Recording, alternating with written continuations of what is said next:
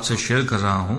कहा है, सफर का मजा लेना हो तो साथ में सामान कम रखिए, जिंदगी का मजा लेना हो तो दिल में अरमान कम रखिए।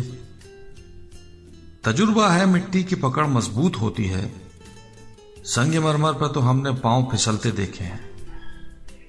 जिंदगी को इतना सीरियस लेने की जरूरत नहीं है यारों, यहां से जिंदा बचकर कोई नहीं गया। जिनके पास सिर्फ सिक्के थे वो मजे से भीगते रहे बारिशों में, जिनकी जेब में नोट थे वो छत तलाशते रह गए।